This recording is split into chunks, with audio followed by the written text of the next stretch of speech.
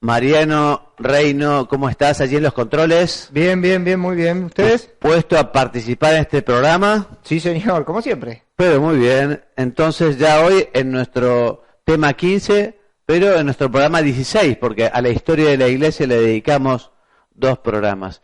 Y hoy vamos a hablar de las buenas relaciones que deben existir entre la iglesia y el Estado. Vamos a hablar de cómo ambos tienen que colaborar con las personas que muchas veces son, además de ser ciudadanos, son cristianos. Entonces, como es la misma persona, justamente cada uno desde su lugar, desde su misión, con sus medios, colaborar para que efectivamente las personas alcancen la felicidad en la tierra y en el cielo. ¿Qué te parece, Mariano? Interesantísimo. Vos estás trabajando mucho para la felicidad del ciudadano en la tierra, ¿verdad? Intentamos, sí. Porque nos complementamos. Yo estoy tratando de trabajar para que también consiga la felicidad en el cielo. Que esa es la visión más importante de la iglesia, justamente colaborar para que la gente alcance la felicidad eterna. Acá estamos de paso, somos peregrinos, no tenemos morada permanente y según cómo vivamos esta vida, dependerá la próxima. Vamos al grano entonces. Punto primero, la misión de la iglesia en el mundo. Y comenzamos diciendo que la salvación realizada por Cristo y por lo tanto la tarea, la labor que hereda la iglesia, se dirige al hombre en su integridad. Por eso, cuando la iglesia propone su doctrina social, no solo no se aleja de su misión, sino que la cumple fielmente, ¿no? Justamente la evangelización no sería auténtica si no tuviera en cuenta la relación entre el evangelio y la conducta personal, tanto a nivel individual como personal. La iglesia tiene su cabeza en el cielo, ¿no? Pero, y muchos fieles también, pero la iglesia también vive en el mundo, ¿no? Entonces, es lógico, incluso es su deber, que se relacione de un modo pacífico, armónico, de un modo constructivo, respetando todas las estructuras y la finalidad propia de la naturaleza de las distintas organizaciones. Vamos a hablar hoy especialmente del Estado, pero la Iglesia también se relaciona con otras muchas instituciones. Entonces decíamos que la Iglesia tiene la misión, que es también un derecho, de ocuparse de los problemas sociales.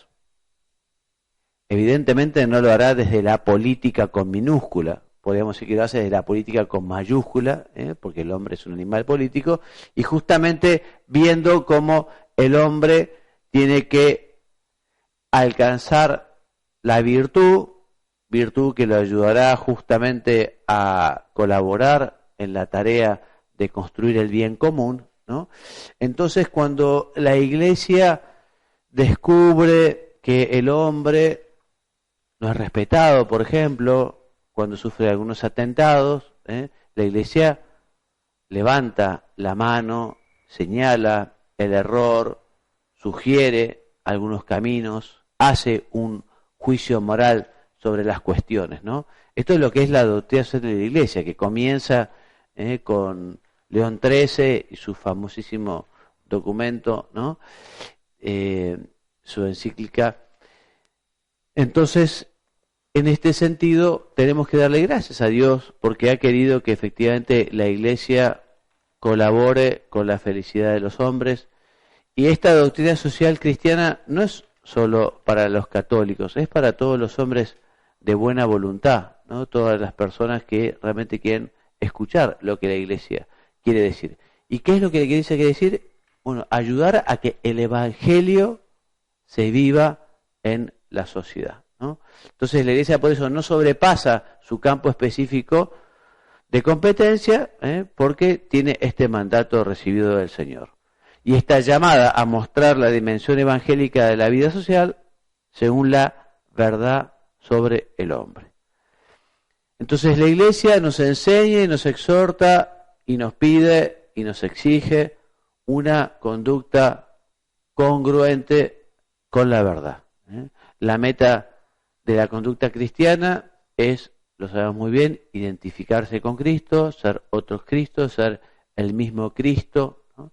Lo que supone un verdadero esfuerzo, conocer la persona de Cristo, conocer su mensaje y tratar de vivirlo. Y también la verdadera liberación es esencialmente la liberación del pecado, o sea, dejar de lado aquello que nos pone una barrera con nuestro Señor Jesucristo, con lo que supone de alguna manera algo contrario a su voluntad. Bueno, esto supone un verdadero aporte a la búsqueda del orden social justo. Imagínense ustedes si en este querido país todos viviéramos el Evangelio, si la gente no mintiera, si la gente no robara, si la gente respetara a los demás, en fin, esto sería un verdadero sueño, un paraíso. Entonces, las enseñanzas del magisterio, que son las enseñanzas fundamentalmente de los romanos pontífices, ¿no? En este campo no se extiende, por tanto, aspectos técnicos, ni proporcionan, ni proponen sistemas de organización social que no pertenecen a su misión. O sea, la Iglesia no va a dar una respuesta práctica, una respuesta concreta. La Iglesia nos va a dar un juicio moral. La Iglesia espera o pretende la formación de las conciencias. Después ya están las personas individualmente, los fieles laicos, quienes aplicarán esas grandes explicaciones, esas grandes recomendaciones, esos juicios morales, esas directrices de acción ya al campo concreto, a la solución específica de aquel problema. Por eso no corresponde a la jerarquía una función directa en la organización de la sociedad. Su cometido es enseñar e interpretar de modo auténtico los principios morales en este campo. Por eso la Iglesia acepta cualquier sistema social que se respete la dignidad humana, y los fieles deben acoger este magisterio social con una adhesión de la inteligencia y de la voluntad y de las obras. Mariano, en este sentido te recomiendo para tu lectura espiritual lo que se llama el Compendio de la Doctrina Social de la Iglesia.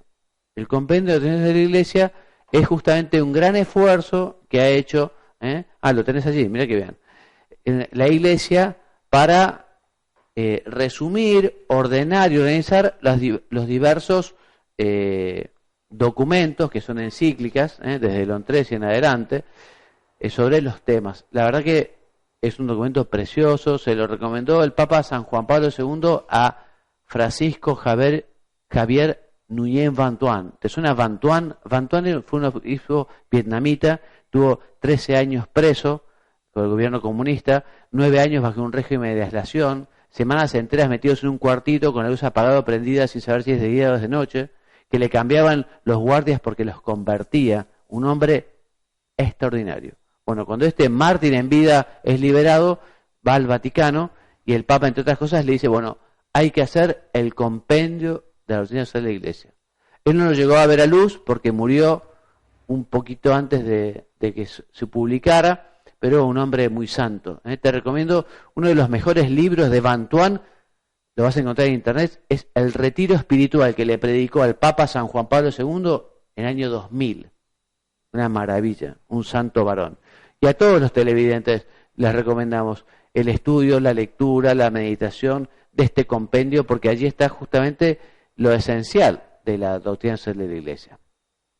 Bueno, respecto de las relaciones entre la Iglesia y el Estado. Entonces, la religión y la política son ámbitos distintos, pero no opuestos, ni tampoco separados, porque como les decía recién, el hombre religioso y el ciudadano se funden en la misma persona, que está llamada a cumplir tanto sus deberes religiosos como sus deberes sociales, políticos, económicos, etc. Por eso los fieles tienen derechos y deberes en la Iglesia como ciudadanos, en cuanto a miembros de la sociedad humana, y también miembros para, deberes para con la Iglesia, ¿no? Y hay que saber conciliarlos, y deberán tener presente que en cualquier asunto temporal deben guiarse por su conciencia cristiana. O sea, el cristiano debe comportarse como tal en todos los ámbitos de la vida social. También te recomiendo, ya que estamos en temas de recomendaciones, Mariano, un documento de la doctrina de la fe, cuando el cardenal Ratzinger era el prefecto, sobre los políticos cristianos, en los que se invita justamente a una coherencia total y absoluta, ¿no?, en temas difíciles, como puede ser, no sé, el divorcio, el aborto, la eutanasia, clonación. O sea, hay un montón de cuestiones que, digamos, el cristiano tiene que tener su coherencia, ¿no? Porque uno dice, bueno, yo creo, soy cristiano, soy católico, pero a la hora de decidir en el ámbito de la política lo hago según mi querer y entender. En fin, está bien, pero ese querer y entender tiene que ser acorde al cristianismo, al catolicismo, si es que se llama cristiano, porque el cristianismo no es un sombrero que uno se pone o se saca al entrar en la iglesia o se pone y se saca al entrar al Congreso, ¿no? Hay que ser coherente en todos los lugares. Pero los católicos deben vivir la enseñanza del Señor, dar al César lo que es del César y a Dios lo que es de Dios. Por eso la relación entre la iglesia y el Estado comporta una distinción sin separación y una unión, pero sin confusión. Esta relación funcionará correctamente y tendrá frutos cuando se siguen tres principios fundamentales. Léeme el primer principio acá abajo, por favor, Mariano. Primer principio. Aceptar la existencia de un ámbito ético que procede e informa la esfera política. ¿Se entiende qué quiere decir esto? Que existe un ámbito ético que es anterior a la política y que la política hay que respetar y la tiene que tener en cuenta. Segundo, distinguir la misión de la religión y de la política. Tercero, favorecer la colaboración entre esos dos ámbitos. Bueno, esto es fundamental, que estos mecanismos se aceiten, ¿no?, para que las relaciones entre la Iglesia y el Estado sean realmente fructíferas y ayuden al ciudadano, ayuden al cristiano. Bueno, los valores morales deben informar la vida política, ¿no? O sea, hoy en nuestra querida Sudamérica, en fin, quizás en el mundo, ¿no?, pero hay que rescatar muchos valores éticos, ¿no?, que muchos políticos creo que están muy desprestigiados, muchos de los que deberían tener justamente ser ejemplo, ¿no? Ha sido muy penoso en este sentido y hay que recuperarlos. En fin, no solo los políticos, el ciudadano de a pie, el empresario, ¿no? Todos tenemos que vivir una vida ética, moral. Uno dice, ¿cuál es el resumen de la vida ética o de la vida moral? Y bueno, los mandamientos, un buen resumen. Entonces el Estado tiene la obligación de buscar y promover el bien común y por eso regulará el comportamiento de los ciudadanos. Iglesia y Estado se diferencian tanto por su naturaleza, pues son dos cosas diferentes, como por los fines que persiguen. Entonces la Iglesia, por un lado, ha recibido de Cristo el mandato de ir, vayan, prediquen el Evangelio, ¿no?, a todos, bautizándolos. Y con su doctrina y con su actividad apostólica, la Iglesia contribuye a la recta ordenación de las cosas temporales, de modo que sirvan al hombre para alcanzar su fin último y no los desvían de él. Los medios que tiene la Iglesia, léeme por favor, Mariano, los medios. Que la Iglesia utiliza para llevar a cabo su misión son ante todo espirituales: la predicación del Evangelio, la administración de los sacramentos y la oración. Bueno, estos son los tres grandes medios entonces que la Iglesia utiliza para la evangelización, para cumplir su finalidad.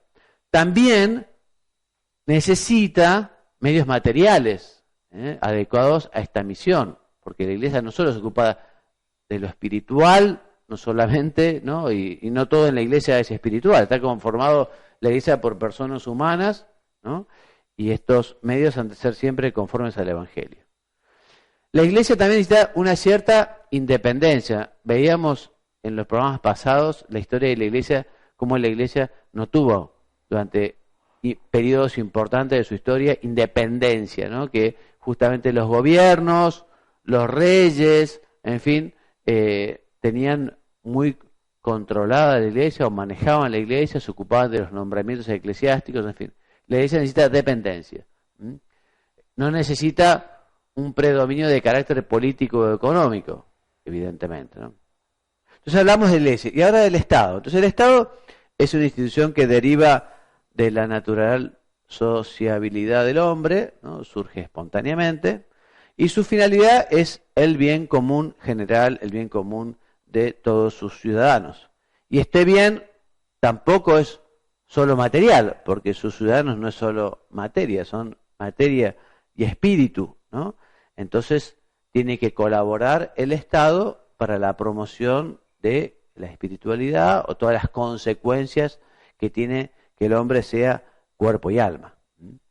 Este progreso social requiere medios materiales y también otros medios espirituales, como por ejemplo son necesarios la paz, el orden, la justicia, la libertad, la seguridad. Y estos bienes solo pueden alcanzarse mediante el ejercicio de las virtudes sociales. O sea, el Estado tiene que conseguir justamente colaborar para que el hombre sea virtuoso, para que el hombre tenga una vida ética, ¿no? Para que efectivamente el hombre se perfeccione y mejore. Y por eso deberá promover y tutelar esas virtudes. Esta diversidad que existe entre el ámbito religioso y político implica, por un lado, que el Estado no goza de sacralidad, como por ejemplo con Napoleón, en fin, o en otros momentos de la historia, ¿no? Que el Estado de alguna manera era coronado, ni hablar del Imperio Romano, que los césares eran dioses, ¿no? Pero tampoco la Iglesia tiene que tener un poder político coercitivo. Pertenecer a la Iglesia es algo voluntario y su potestad es de carácter espiritual. Por eso, cuando el Estado y la Iglesia se ajustan a sus propias funciones, se favorecen dos importantes derechos que me gustaría, Mariano, que me los leyeran. El primero, el derecho a la libertad religiosa es el derecho a una inmunidad de coacción por parte del Estado en materia religiosa. Muy bien. Y el derecho a la libertad de actuación de los católicos respecto a la jerarquía en materia temporal, aunque con la obligación de seguir el magisterio. Esto se entiende, lo voy a explicar un poco. O sea que los fieles laicos también tienen una gran libertad para moverse en el viviendo el Evangelio, ¿no? Si bien tienen que respetar evidentemente las enseñanzas, las orientaciones del magisterio, del Papa, pero también existe, digamos, por parte de los fieles católicos, una libertad que la jerarquía respetará. Entonces la Iglesia, al predicar la verdad evangélica, respeta y promueve también la libertad y la responsabilidad política de los ciudadanos. Por eso tiene que existir entre la Iglesia y el Estado colaboración. Hay distinción, ya hemos dicho, pero esta distinción no comporta una total separación. Y tampoco quiere decir que la Iglesia deba reducir su acción al ámbito privado espiritual. Hay muchos que les gustaría decir, no, bueno, la Iglesia es libre, pero que haga todo dentro de sus iglesias, que no salga a la calle, que los cristianos no participen en política. Bueno, y eso es algo absolutamente injusto y arbitrario. Evidentemente la Iglesia no puede ni debe sustituir al Estado, por eso la Iglesia no se debe meter en política partidaria ni en soluciones prácticas a problemas concretos, pero tampoco puede quedarse al margen de lo que es la lucha por la justicia. O sea, la Iglesia no puede quedarse callada ante las injusticias. La Iglesia tiene el derecho y el deber de, por un lado, enseñar su doctrina sobre la sociedad, por otro, ejercer esta misión entre los hombres sin traba alguna, y también de dar su juicio moral. Juicio moral es la opinión sobre la cuestión ética, ¿no? O sea que la Iglesia justamente dice, bueno, grandes males que aquejan a la sociedad, y por eso también aquí la Iglesia en la Argentina, cuando se manifiesta, muchas veces habla del drama de la droga, de la pobreza, de la violencia, ¿no? Sin dar soluciones concretas, pero sí animando, ayudando, orientando, dando su juicio moral.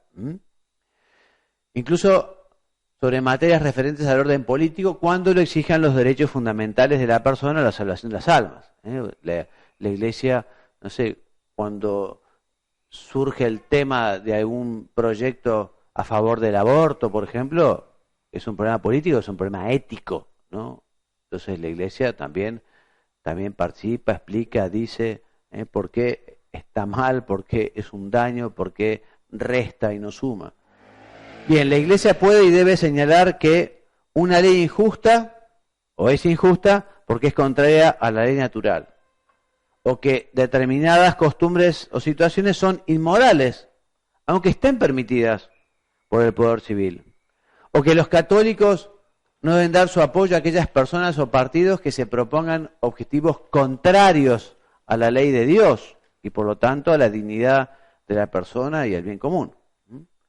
De modo que tanto la Iglesia como la actividad política han de estar al servicio del hombre, al servicio de la verdad, al servicio del bien. Por este motivo es conveniente la cooperación mutua Iglesia-Estado. Si la comunidad política ignora a la Iglesia, se pone también en contradicción consigo mismo, porque obstaculiza los derechos y deberes de una parte importante de su ciudadanía, ya que un aspecto esencial que debe cuidar siempre es la salvaguarda del derecho a la libertad religiosa. Por eso, velar por el respeto de este derecho es velar por el respeto entero del orden social. Y seguimos hablando de este derecho a la libertad religiosa. Es importante, esta frase realmente es muy profunda.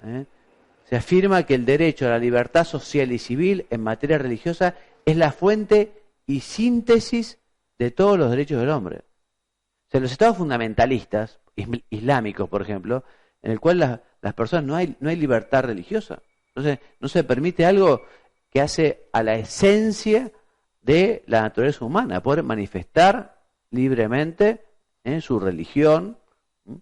Entonces, la Iglesia, y no solo una libertad para los católicos, la libertad religiosa para todos aquellos que justamente viven una religión que esté evidentemente acorde con la verdad y el bien, de acuerdo con el orden público, ¿no? Bien. En muchos países se garantiza ampliamente la libertad religiosa de todos los ciudadanos y grupos religiosos. Por este cauce puede también la Iglesia encontrar libertad suficiente para cumplir su misión y espacio para desarrollar sus iniciativas apostólicas. Además, si es posible, la Iglesia procura establecer acuerdos Iglesia-Estado, que son llamados concordatos.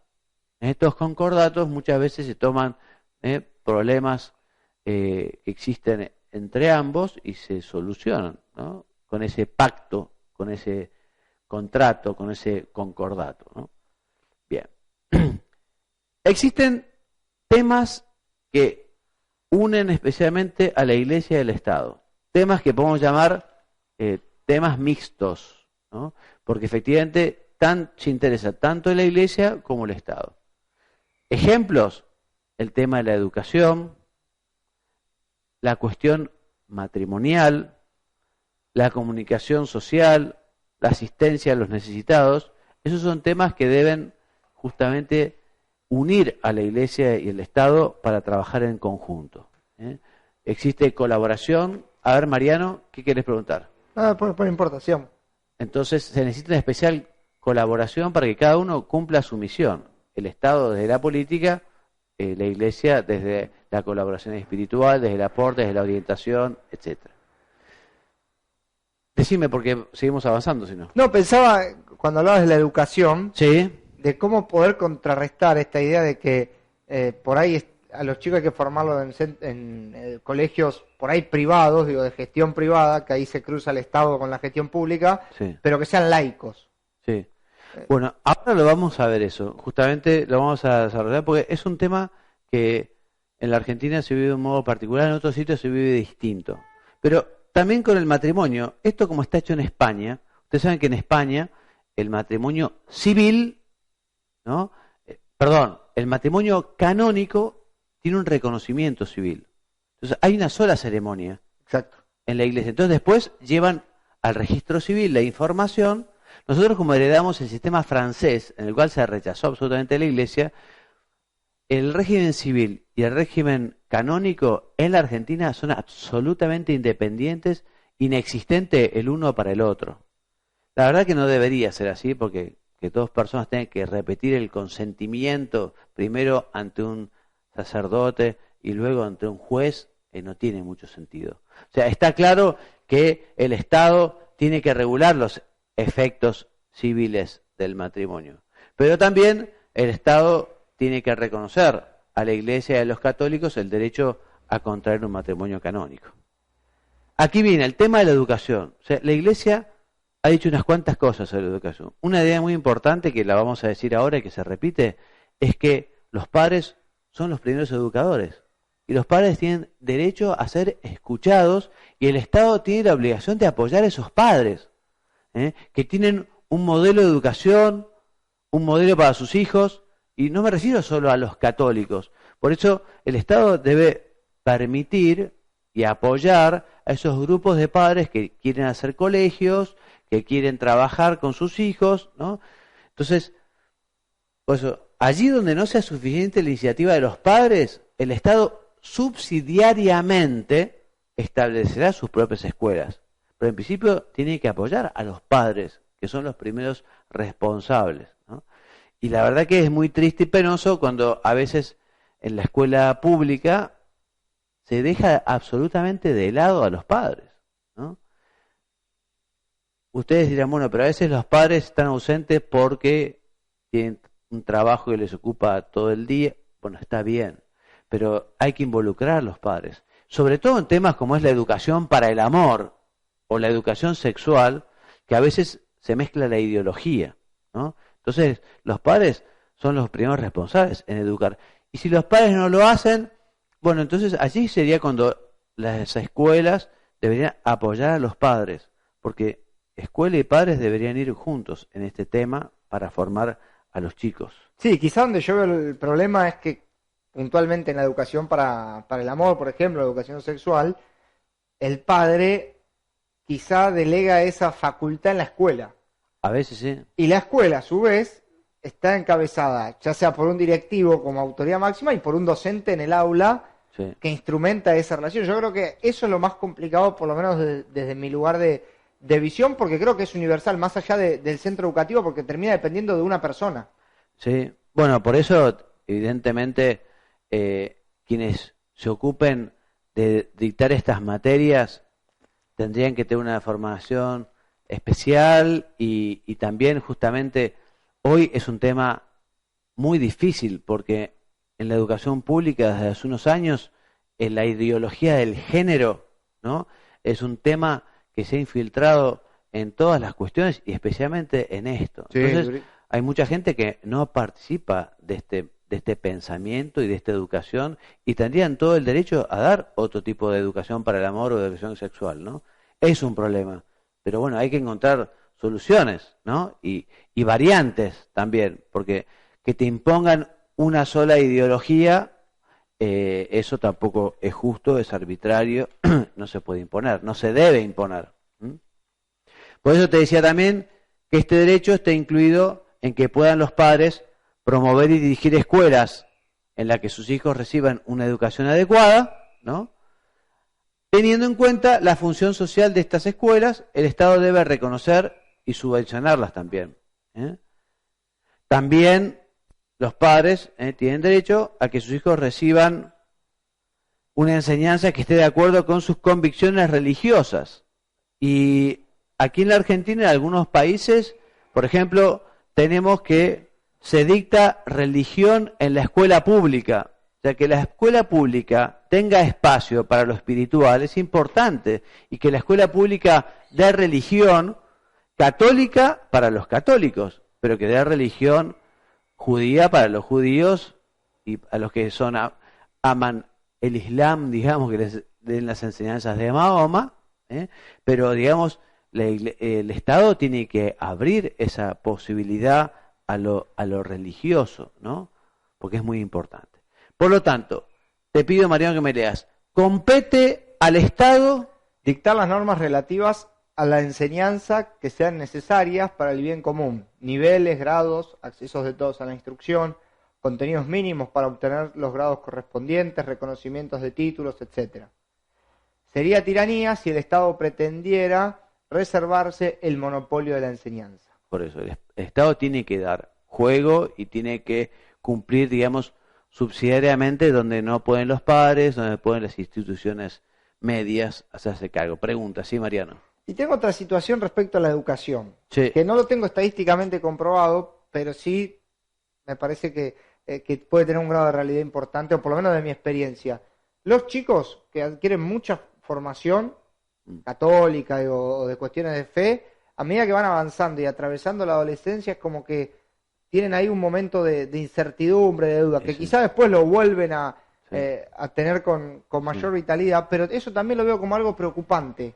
Digo, me parece que hay un rango etario que quizá por tanta formación en un comienzo o a temprana edad hace como una situación de cansancio en el medio. No sé si coincidís o lo ves. Coincido en parte. Antes era peor, porque antes, ¿te acordás que vos mucha gente decía, no, a mí me obligaron? Claro. Me obligaron cuando era chico, entonces cuando entra en la adolescencia, entonces como me obligaron, por eso el tema de ir contra la voluntad es algo que no tiene sentido, ¿no? Entonces, el acompañamiento tiene que ser siempre en el ámbito de la libertad, porque justamente en la adolescencia hay una rebeldía, y si ha habido justamente una privación de la libertad o se ha ido contra su voluntad, es lógico que se reaccione. Por eso la educación siempre tiene que ser un ámbito de libertad y además muy de acuerdo a los padres. Y después, evidentemente, en esta etapa de la adolescencia, los educadores tienen que saber que el adolescente pasa por una crisis en la cual efectivamente empieza a creerse ya mayor, empieza con un juicio crítico muchas veces desmedido, desenfocado, pero bueno, el educador tiene que conocer esto y tiene que acompañar y hacerlo especialmente. Yo hace 2 años tuve a mi cargo un tercer año que son chicos de 15 años más o menos, ¿no? Y la verdad que en el colegio donde yo estoy, esa edad es crítica. Es notable cómo después, en 1 año o 2, cambian los chicos. O sea, cuando los 2 años está en 5.º año, es otra persona, ¿no? Entonces, evidentemente, hay que hacer un esfuerzo en esa edad para acompañar, contener, explicar, tener paciencia, poner límites, pero ponerlo no de un modo arbitrario, sino de un modo lógico. Es un gran desafío, ¿no?, el de la educación, así que comparto plenamente tu visión. Bueno, ¿y qué le compete a la Iglesia en esta materia? Determinar y vigilar todo lo que se refiere a la enseñanza y difusión de la religión católica, programas, contenidos, libros, idoneidad de los profesores. Bien, porque dijimos, al Estado le compete alguna cosa, a la Iglesia le compete otra cosa, ¿no? Bueno, evidentemente un aspecto importante que tiene que cuidar el magisterio, la jerarquía, es garantizar y defender la propia identidad católica, ¿no? O sea, tenemos muchos documentos de la Iglesia que justamente nos enseñan cómo el maestro o en la escuela católica tiene que cuidar la identidad cristiana, ¿no? Su propia identidad. Nadie puede dirigirse maestro de doctrina católica si no está aprobado por la autoridad eclesiástica. O sea que los maestros de religión tienen que tener una aprobación. También la Iglesia tiene derecho a tener sus propios centros de enseñanza, que sean reconocidos, reciban ayudas estatales en las mismas condiciones que los demás, ¿no?, sin tener para ello que renunciar a su ideario católico o a su dependencia de la autoridad eclesiástica. Y por último, Mariano, léeme este texto. La Iglesia tiene también derecho a promover iniciativas sociales que sean congruentes con su misión religiosa, hospitales, medios de comunicación, orfanatos, centros de acogida, y a que el Estado reconozca estas obras católicas en las mismas condiciones que las demás iniciativas de este tipo promovidas por particulares. Exenciones fiscales, titulación del personal, subvenciones, colaboración de voluntarios, posibilidad de recaudar donativos, etcétera. ¿Se entiende esto? Está clarísimo. Vos que estás aquí en el ámbito de el partido de San Isidro. Vos ves que, y también estás metido en algunos temas sociales, la iglesia que colabora en esto, en parte, ¿recibe algún tipo de apoyo municipal, provincial, nacional? En esta zona particular sí. Bien. Igual yo soy muy crítico de cómo lo maneja el Estado municipal, o sea, la política municipal, el rol de la iglesia. Me parece que se genera una necesidad de, justamente porque los acompañan en estas iniciativas, una relación de dependencia que para mí no está buena. Yo creo que cuanto más libertad de acción uno tiene, mejor puede hacer las cosas. Pero sí, la colaboración está. ¿Eso por parte de la iglesia, decir la libertad? No. Los estados municipales empiezan a ejercer sobre la iglesia o sobre las comunidades religiosas alguna situación de que sean dependientes de ellos, ¿no? Para ciertas situaciones. Entonces, creo que eso es complicado. Claro. Sí. Desde mi lugar de verlo, ¿no? Digo, no. Sí. No, evidentemente debería colaborar, pero siempre respetando la independencia. Sí, creo que debería ser una colaboración desde lo que necesite y no una colaboración por algo a cambio, ¿no? Exactamente. O con algún fin. Básicamente lógico. Eso es lo que creo. Sí, lógico. Entonces, siempre que las circunstancias lo permitan, la Santa Sede también establece relaciones diplomáticas con los estados para así mantener un cauce de diálogo permanente en las cuestiones que interesan a las dos partes. Lo que no es verdad es que puede haber oposición entre ser un buen católico y servir fielmente a la iglesia. No es verdad. Todo lo contrario. El que es un buen católico servirá muy bien a su patria. Como tampoco tienen por qué chocar la iglesia y el Estado en el ejercicio legítimo de su autoridad respectiva, porque son ámbitos diferentes. O sea, la iglesia no tiene que hacer política y el Estado tampoco tiene que, digamos, controlar a la iglesia o orientar, no sé, a los ciudadanos en la materia religiosa. Cada uno cumple con su rol, con su fin. Por eso es bueno que tengamos en cuenta que es distinta la palabra laicidad y laicismo. Laicidad y laicismo. ¿Qué es laicidad, Mariano? Se entiende por laicidad que el Estado es autónomo respecto a las leyes eclesiásticas. O sea, que haya una justa independencia. O sea, algo bueno y sano, la laicidad. En cambio, el laicismo pretende una autonomía de la política respecto al orden moral y al mismo designio divino y tiende a encerrar la religión en la esfera puramente privada. O sea, esto ya es ideológico.